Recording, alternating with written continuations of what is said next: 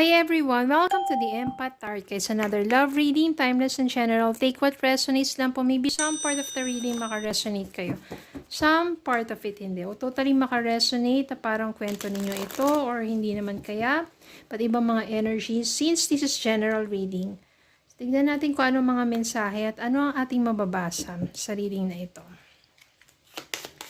Spirit guys, send me messages. Anong love connections ito? Lessons in life and guidance na nais na ipabatid sa amin.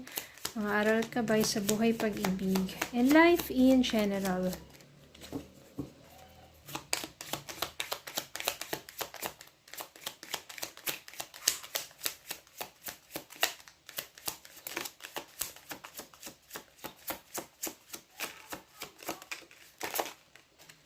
Okay, tingnan natin ang mga ito.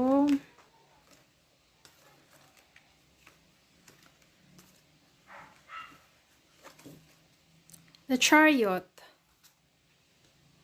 Knight of Swords, Seven of Wands, Justice, Queen of Swords, Six of Swords, Seven of Pentacles, Four of Wands, and the Magician.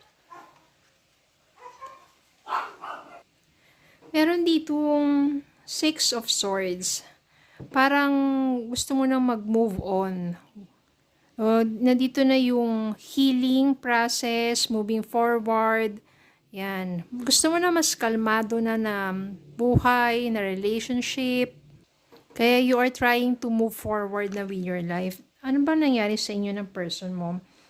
Nagkaroon kayo dito, nagkalayo kayong dalawa. Maaaring meron kayong hindi pinagkaunawaan dito. Tapos, ikaw na mismo ikaw yung lumayo. Ikaw yung nag-cut off. Ikaw yung nakipaghiwalay sa kanya. Dahil siguro, may mga bagay siya nagawa na hindi mo gusto. Kaya, ganun na yung nangyari. Pero, matututo yung person mo. Dahil ikaw na mismo yung nag-cut off sa kanya. Makaka-realize yan. Na ano ba yung mga nagawa niyang pagkakamali sa'yo.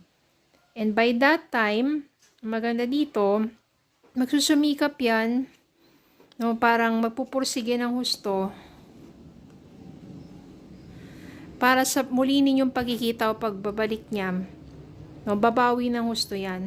Siguro pagdating sa financial, yan, magsusumikap ng husto yan, magpapakasipag. Magtatanim na magtatanim para marami siyang maani, para pakita sa'yo na karapat dapat siya para sa'yo. And yung Seven of Wands naman dito, sabihin talagang magpupursige yan para muling bumalik sa'yo. Kasi meron ditong Knight of Swords, the Chariot. Yan. Kaya siguro sa inyong paghihiwalay o yung naging problema ninyo na hindi siya ganun permanent.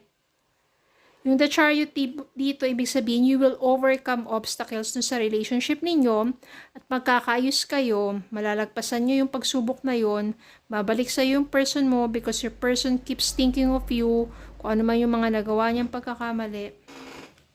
Binamanifest din ng person mo yung muli kayo magkita, magkausap, magkabalikan.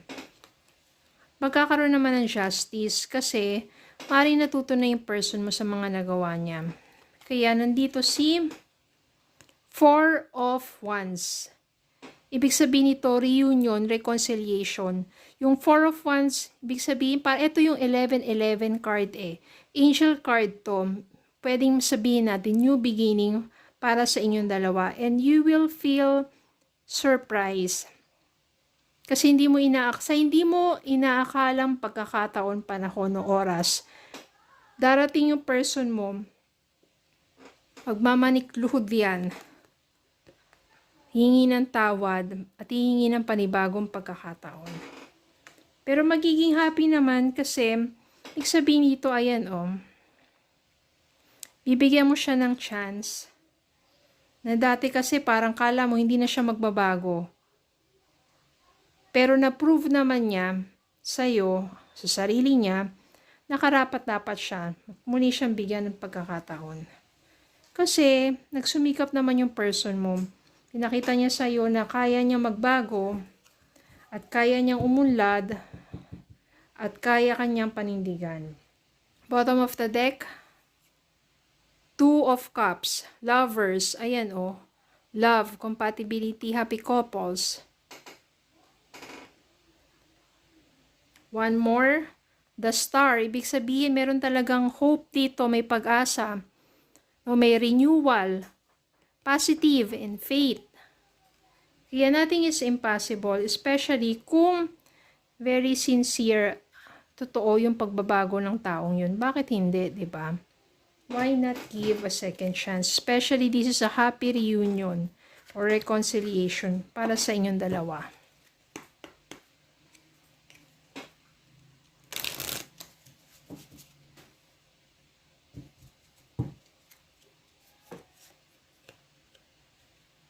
Put yourself first. Loving yourself makes you more romantically attractive. Siguro ito yung mga panahon na magkahiwalay kayo. No, mas minahal mo muna yung sarili mo. Nakipagkalas ka muna sa kanya kasi maybe on the process na tinatry mong baguhin siya pero nawawalan ka na ng parang yung respect sa sarili mo. So na nakipaghiwalay ka sa kanya kasi hindi mo nga siya mabago. Yan. Put yourself first. Loving yourself makes you more romantically attractive, then doon na na-realize ng person mo at nagbago siya sa sarili niyang pamamaraan or sabihin natin sarili niya, yung initiative niya sa sarili niya na hindi niya, kasi ang tao, magbabago talaga yan, nagsisimula sa sarili. Hindi mo pwedeng pilitin yan eh. Decision niya yon para sa sarili niya. Soulmate. Yes, this person is your soulmate, your connection is sacred. Maring soulmate talaga kayo nito. At yung nangyari na pagkakahiwalay ninyo dalawa is naging paraan lang para mas maging matibay ang inyong pagsasama. At tuwing ma-realize ng person mo yung mga pagkakamali niya at nandun na nga yung pagbabago sa kanya. And that makes your person a better man for you. At ikaw rin naman at naging mas maganda ang inyong reunion.